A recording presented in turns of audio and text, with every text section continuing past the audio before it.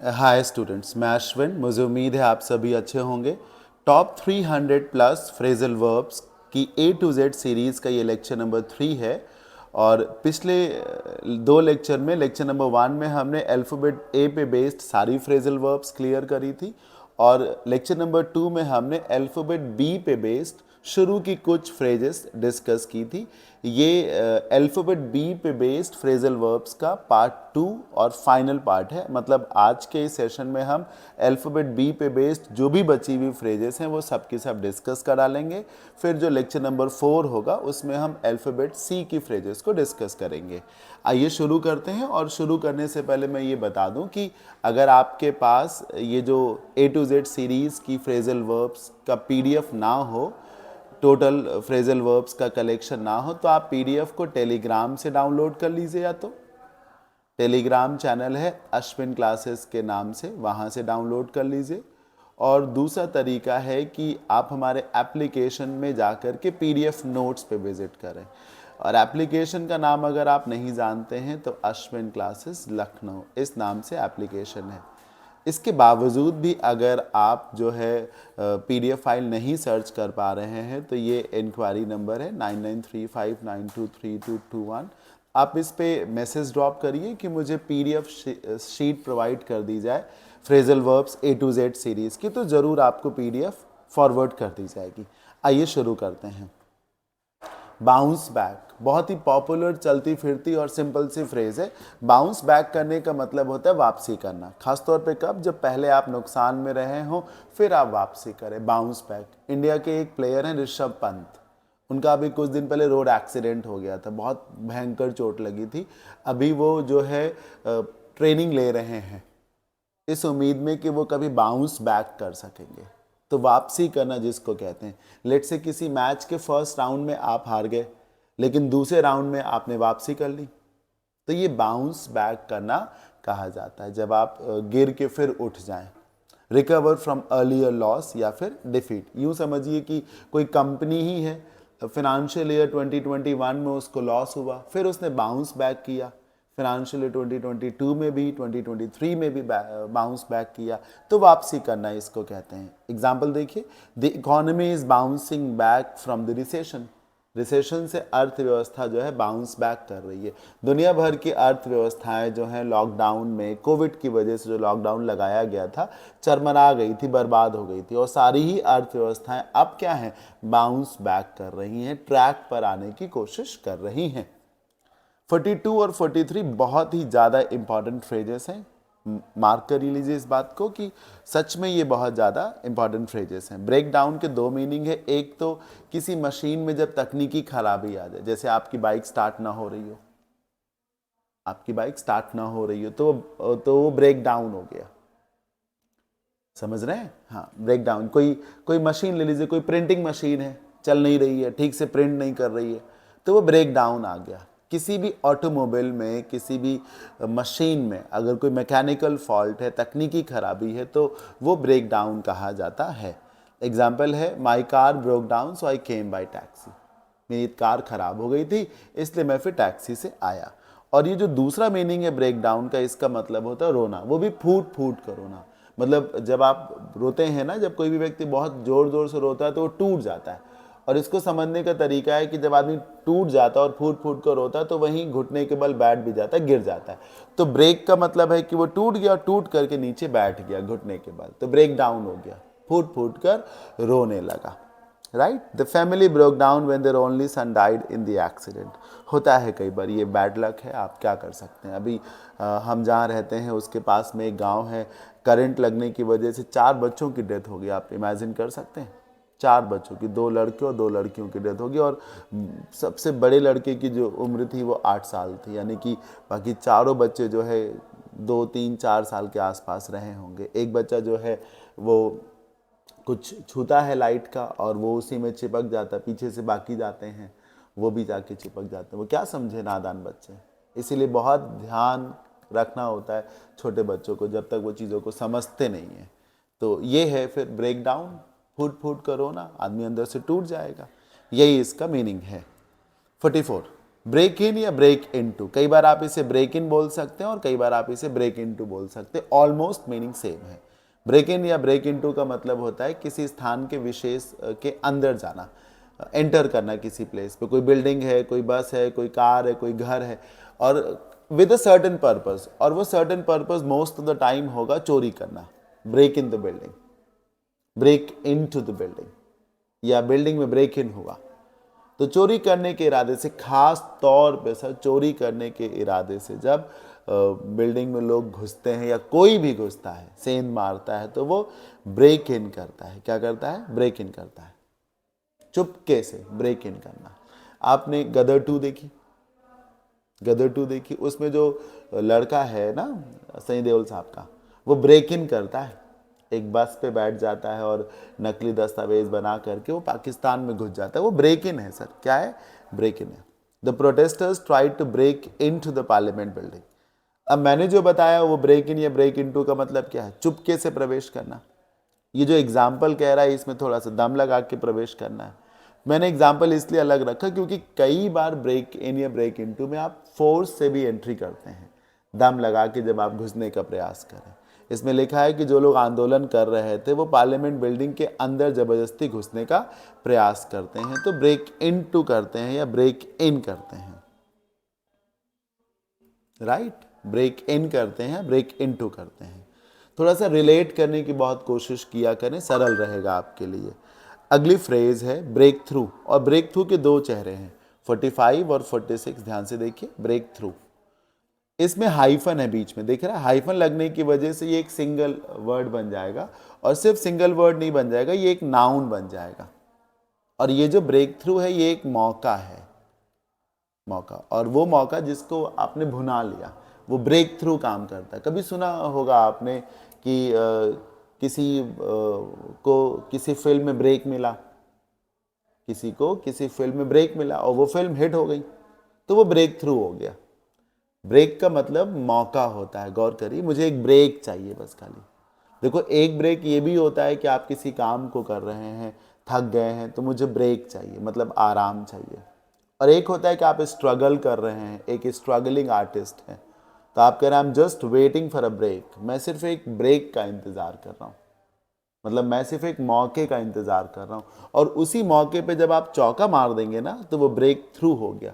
कोई क्रिकेटर पहले ही मैच में, पहले ही इंटरनेशनल मैच में 100 स्कोर कर दे, तो वो जो ब्रेक उसको मिला वो ब्रेक थ्रू हो गया, क्योंकि वो उसे तोड़ के अंदर घुस गया, और अंदर घुस गया तो राजा बन गया जाकर के वो, राइट? सबके दिलों पे राज करने लगा और वो ग्रोथ करने लगा। तो ब्रेक थ्रू एक अचीवमेंट है, एक मौका which you have converted into an achievement for yourself, a major achievement.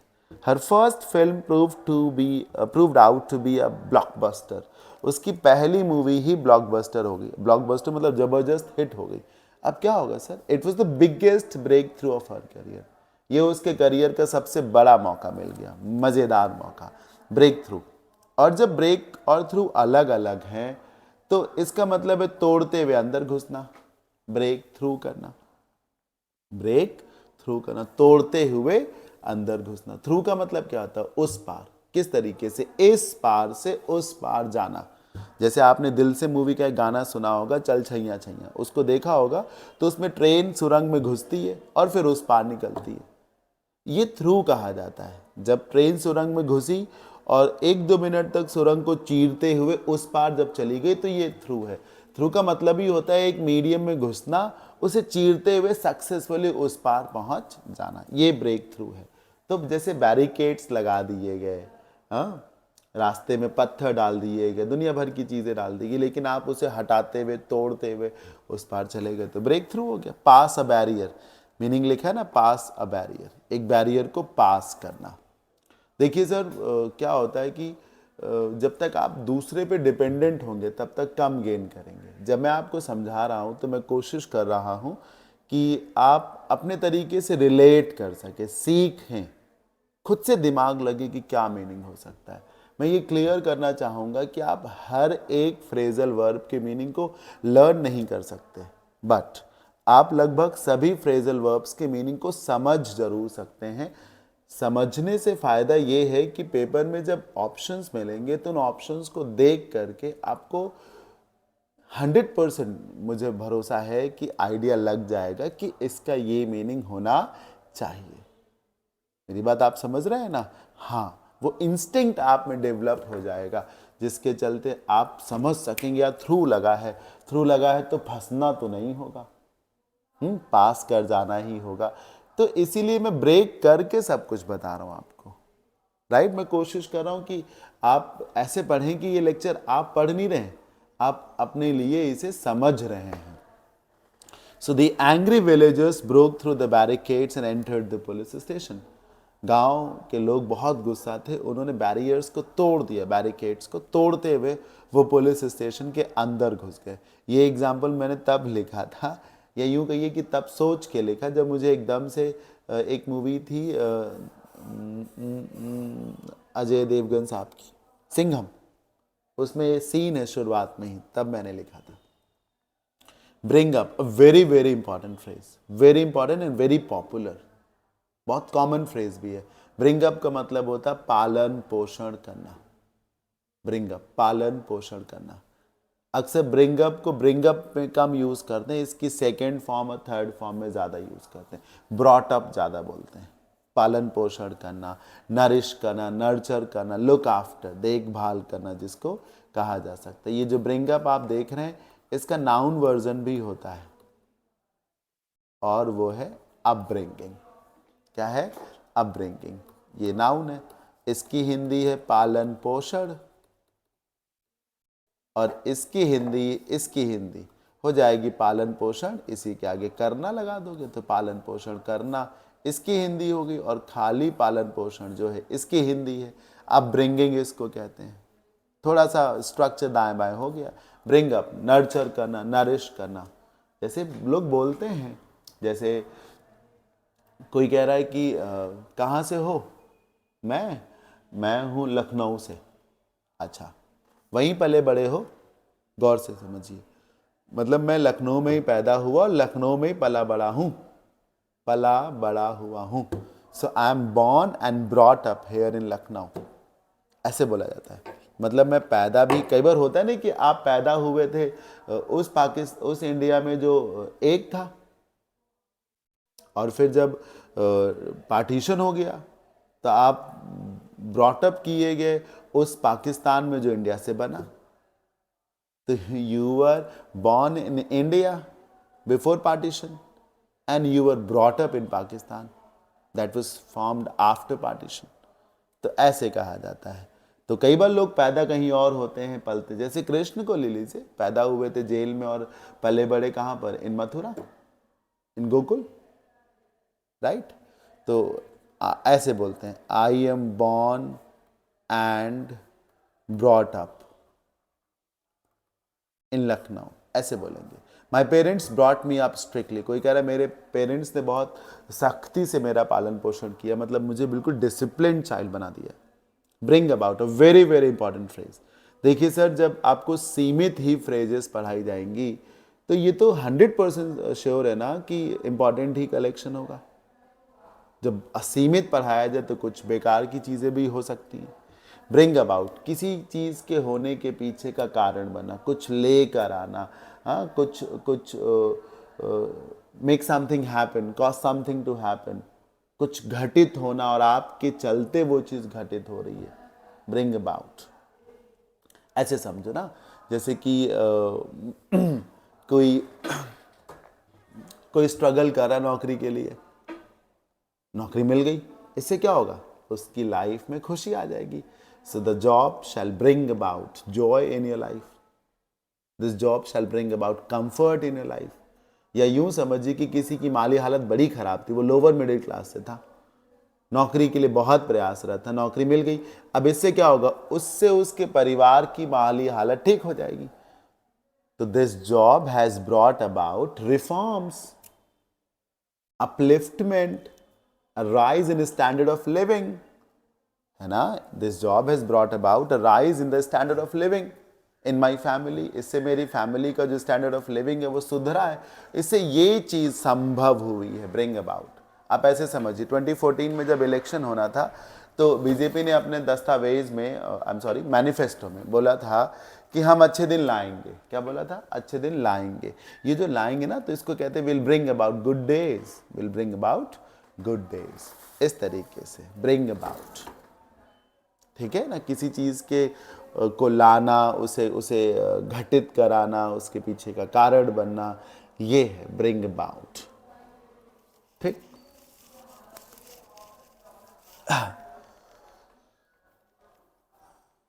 Cause to happen.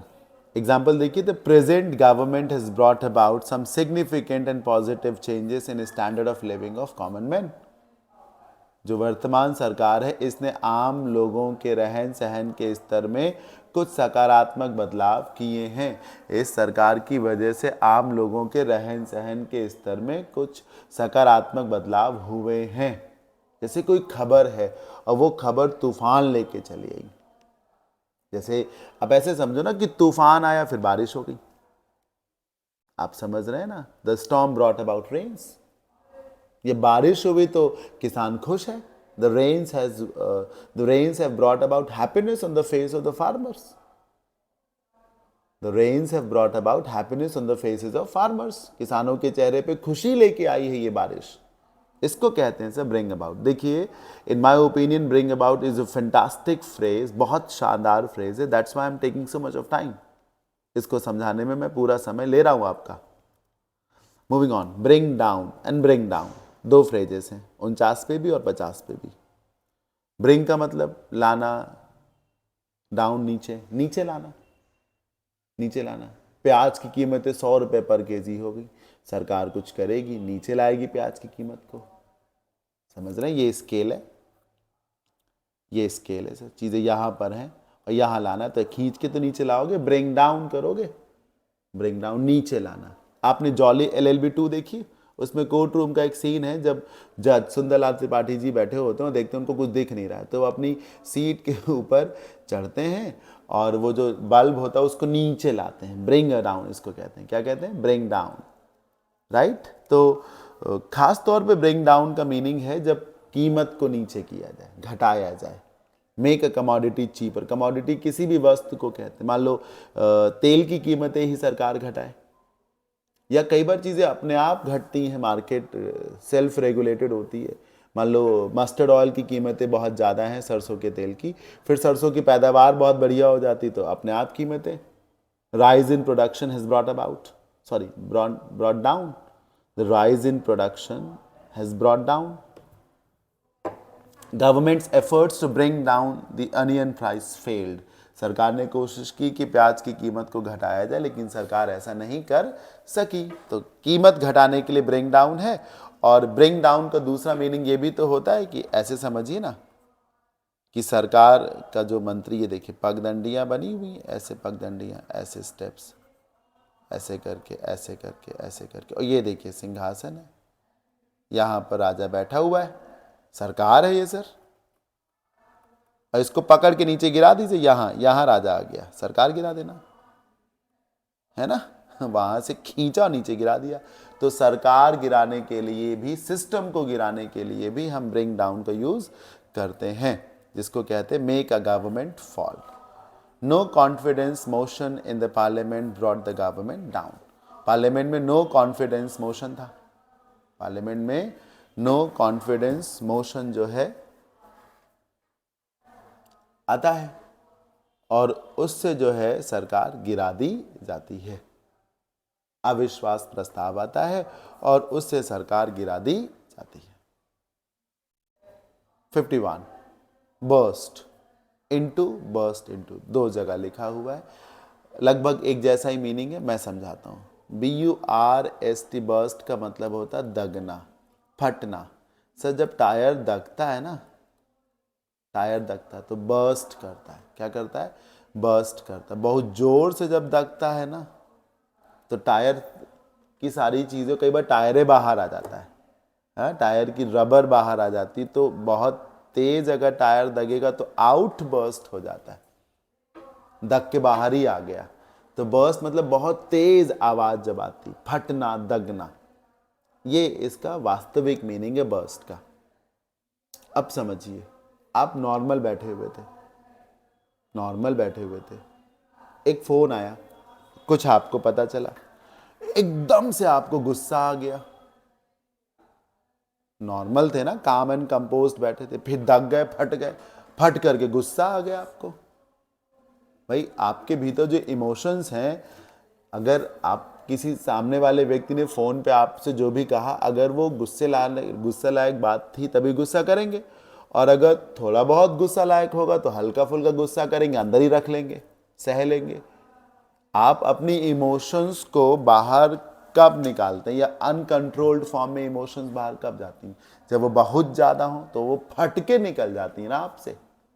वो आप हर चीज को रोकते हैं सर, हंसी को भी आदमी रोकता है, हंसी को भी रोकता है, तकलीफ है तो आंसू को भी रोकता है आदमी सर। फाइनल मैच इंडिया हार गई तो रोहित शर्मा, विराट कोहली अपने आंसू रोक रहे थे, राइट? जब ज्यादा हो गया तो आंसू बह चले सर। ये है दगना फटना। पहले आप अपनी इमोशंस को रोकते हैं, बहुत ज्यादा होती हैं तो निकल भागती हैं, आप दग जाते, फट जाते हैं, राइट? ये हुआ इसका तो मीनिंग। बर्स्ट इनटू, कहाँ कहाँ ज्यादातर ये बर्स्ट इनटू यूज होता है वो देख लीजिए। एक जब ठहाके लगा के आप हंसे, इतना जोर जोर से हंसे कि कहो कुर्सी से नीचे गिर जाए। बहुत जोर जोर से जब आप रोएं, इतना बड़ा दुख हो गया कि बहुत चिल्ला चिल्ला के कोई रो रहा है, राइट? या कोई खुशी है, इतनी बड़ी खुशी मिली कि आप ठहाके लगा के हंस रहे हैं, बहुत हंस रहे हैं, बहुत खुश हो गए। या मान लो कि किसी बात पे आपको एकदम से इतना गुस्सा आ गया कि आप आग बबूला हो गए, गुस्से से आपका पूरा चेहरा लाल हो गया, तो एंगर हो गया। और कभी कभी क्या होता है कि आप कहीं बैठे हैं, कुछ सुन रहे हैं, कुछ देख रहे हैं, फिर आपको मजा आ गई, रोहित शर्मा ने शानदार कवर ड्राइव खेला, आप बैठे बैठे शाबाश ऐसे ऐसे ताली बजाने लगे। होता है खड़े होके ताली बजा रहे, खड़े होके। क्या है सर, अभी तक तो नॉर्मल बैठे देख रहे थे आप, अभी तक तो नॉर्मल बैठे आप, एकदम से क्या हुआ कि आप खड़े होके ताली बजाने लगे? तो ये जो अचानक से अवस्था में परिवर्तन हो रहा है ना आपकी इमोशंस में, ये बर्स्ट इनटू है। कहाँ कहाँ यूज होता है? ज्यादातर लाफ्टर के लिए, हैप्पीनेस के लिए, क्राई टीयर्स के लिए, एंगर के लिए, अग्रेशन के लिए। अत्यधिक गुस्से में आ जाए आप, अत्यधिक दुख में हो जाए आप, और या बहुत संतोष खुशी में या अत्यधिक हंसने लगे आप, तो बर्स्ट इनटू का इस्तेमाल करना चाहिए। We burst into laughter when we heard the joke. जब हमने वो जोक सुना तो ठहाके मार के हम हंसे, हमसे हमारी हंसी रोकी नहीं गई। सब बर्स्ट की सारी फॉर्म सेम होती हैं, बर्स्ट, बर्स्ट और burst, all forms are same. ये हो गया। ये भी है burst into catch fire quickly, अचानक से जब आग लग गई और सब जल के राख हो गया, बर्स्ट इनटू फायर, ये भी।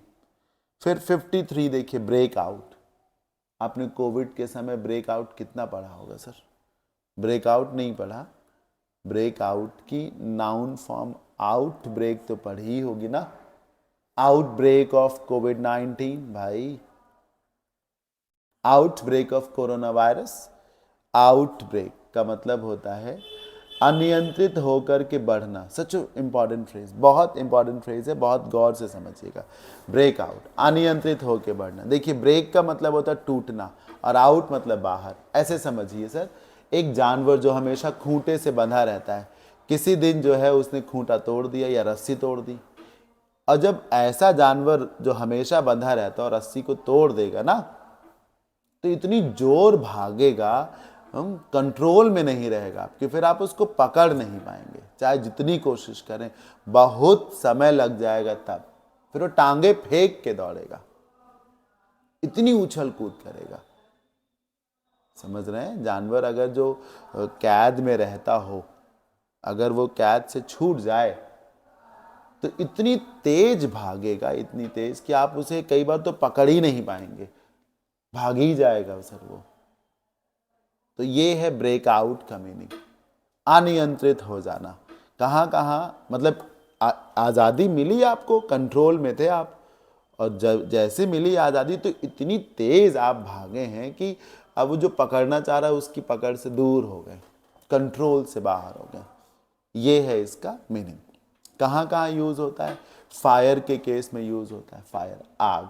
आग जब लगती है तो जैसे लगी वैसे आपने अगर बुझा दी तो ठीक, और 2 मिनट भी अगर आप लेट हो गए तो पूरा छप्पर जल जाएगा, तभी आग जो है रुकेगी। आग पे अगर तुरंत काबू कर पा लिया जाए तो ठीक है, वरना आग बेकाबू होने में 2-4 दिन नहीं लगाती, 2-4 घंटे, 2-4 20-25 मिनट, आधे घंटे नहीं लगाती सर, 2-4 मिनट के भीतर ही आग बेकाबू हो जाती है। तो ये ब्रेकआउट हो गया।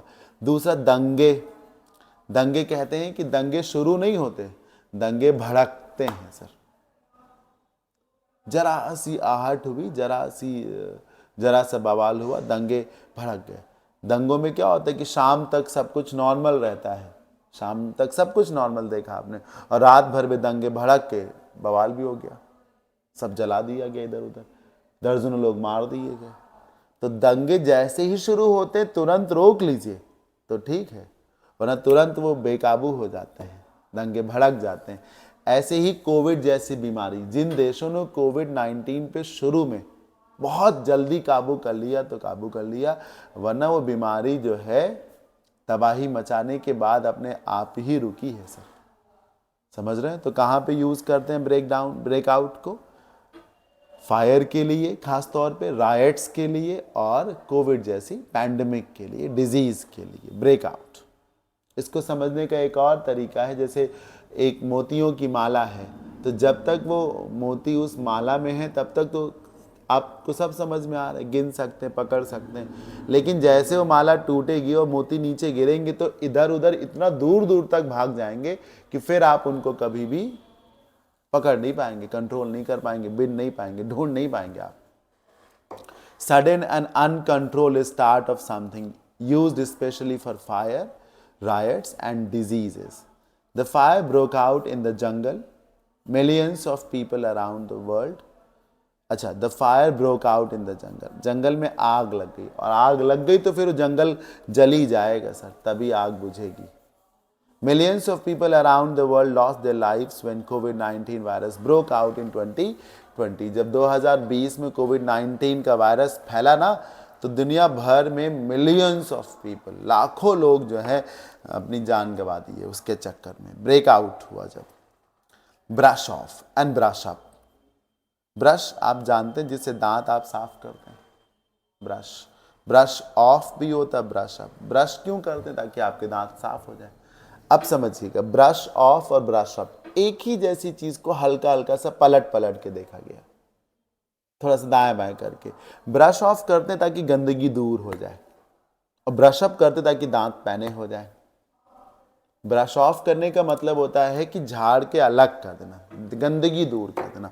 ऑफ का मतलब ही होता है दूर हटाना। ब्रश ऑफ किया, किसी टेबल पर डस्ट थी तो उसे ब्रश ऑफ कर दिया गया, डस्ट को ब्रश ऑफ किया गया, और टेबल को ब्रश अप किया गया, टेबल को अच्छा किया गया। जिसको दूर भगाया गया है उसको ब्रश ऑफ करेंगे आप। जर्म्स को, कैविटी को ब्रश ऑफ किया आपने, और जिसको साफ किया है आपने यानी कि दांत, तो दांतों को ब्रश अप किया। जंग लगी थी लोहे पर तो जंग को ब्रश ऑफ किया और लोहे को ब्रश अप किया। समझे कि नहीं समझे? लोहे को तो सुधारा गया ना, सही किया गया, ब्रश अप किया गया, और जंग को ब्रश ऑफ किया गया। ठीक है? जैसे कोई थाली है, थाली में खाना खाया गया, गंदी होगी थाली, तो विम लगा करके आप गंदगी को ब्रश ऑफ करेंगे, और थाली को क्या करेंगे? ब्रश अप करेंगे। थाली को तो साफ करेंगे और गंदगी को दूर भगाएंगे।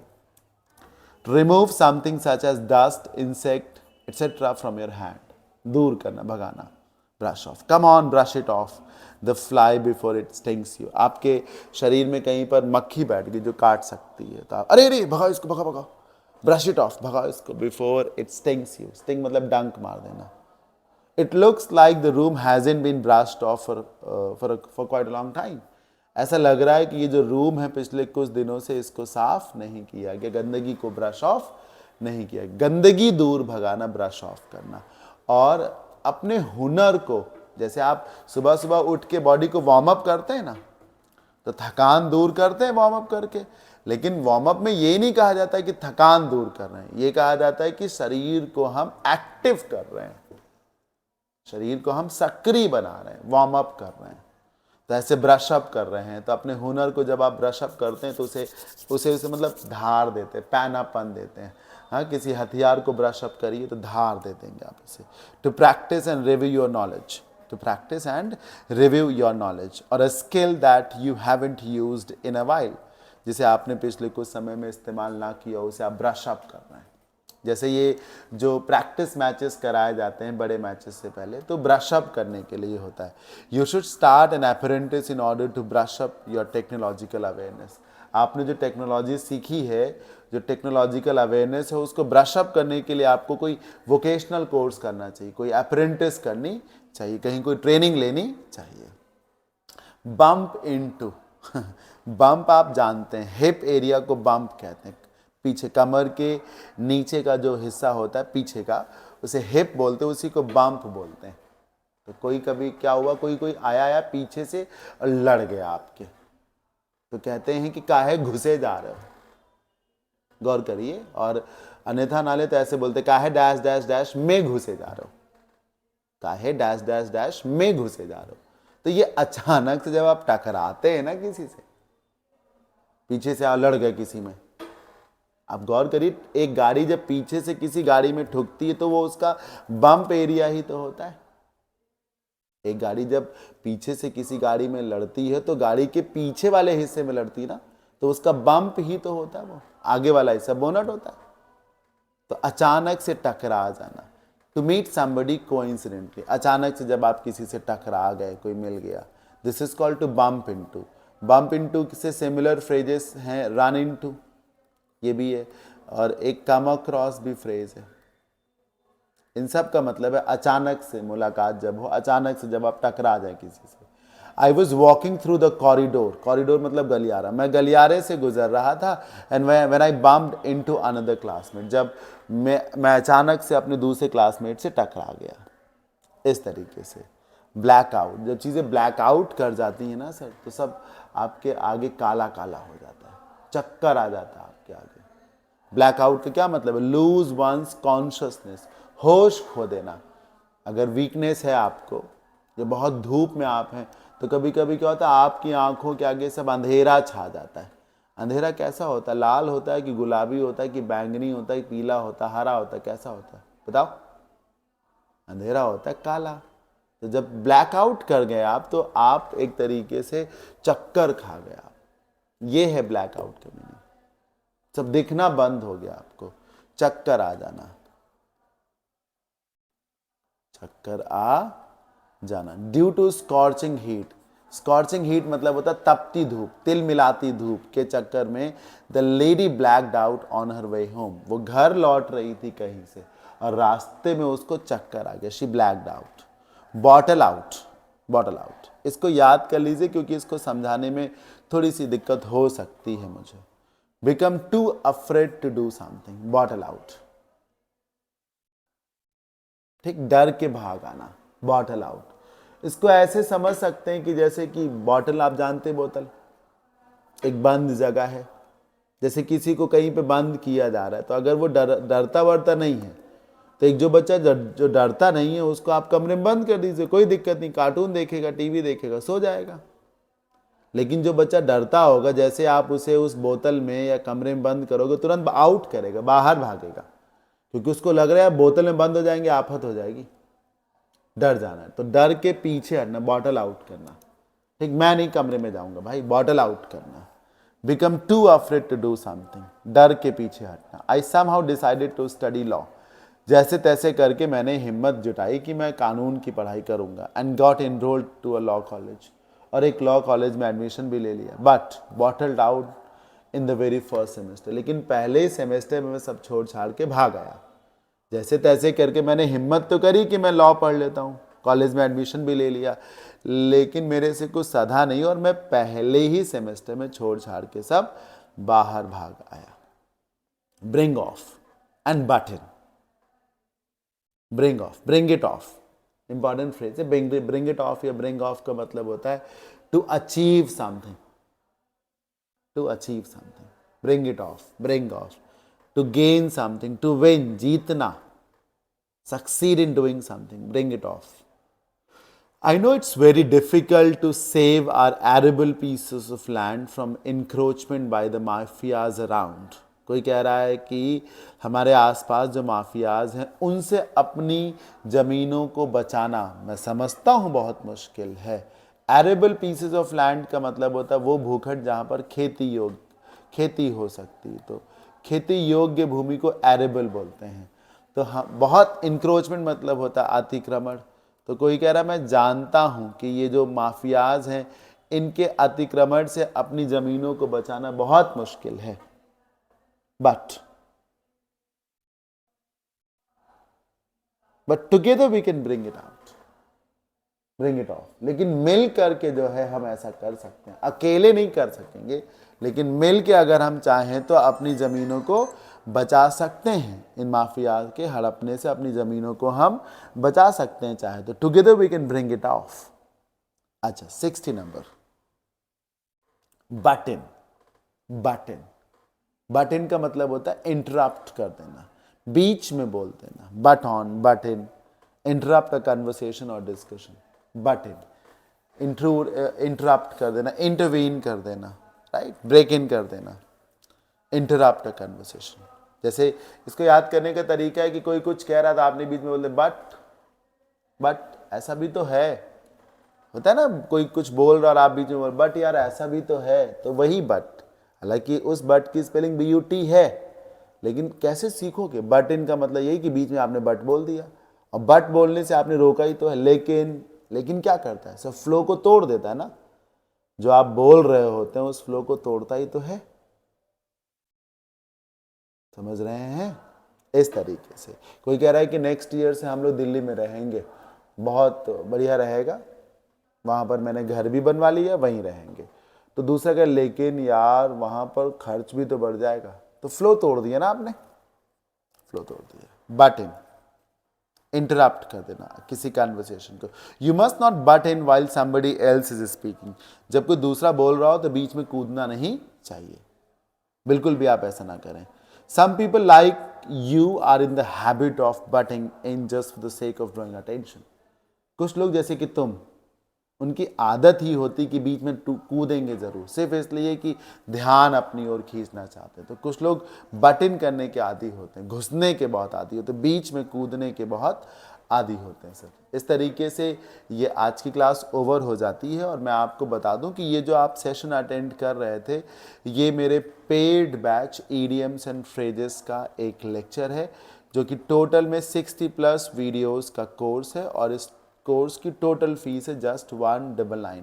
अगर आप इस बैच का पार्ट हैं तो फिर मुझे पूरी उम्मीद है कि आपको बहुत अच्छे से सब समझ में आ रहा होगा, और अगर नहीं तो फिर आप इस बैच को बाई कर सकते हैं। सिर्फ 199 में आपको तकरीबन 1500, ये लिखा 1300 ही है, लेकिन लगभग 1500 plus idioms, phrasal verbs and proverbs आपको ज़रूर पढ़ाई जाएंगी। ठीक, बहुत सारे डेमो लेक्चर्स भी पढ़े हैं, उनसे भी आप आइडिया ले सकते हैं।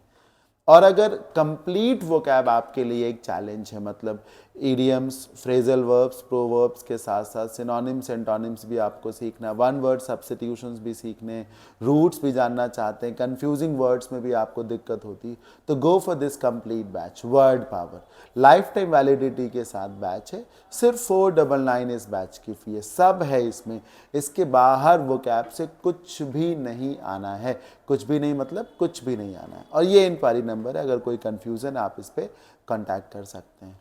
जो लोग ऑफलाइन क्लासेस करना चाहते हैं तो उनके लिए मैं बता दूं कि मैं आलमबाग लखनऊ में पढ़ाता हूँ, फिनिक्स मॉल के पास में, ये इंक्वायरी नंबर है। यू आर मोस्ट वेलकम, आइए, बिल्कुल तैयारी कर सकते हैं आप, राइट। तो इस सेशन में इतना ही, मुझे उम्मीद है ज़रूर आपने अच्छे से सीखा होगा। Thank you so much.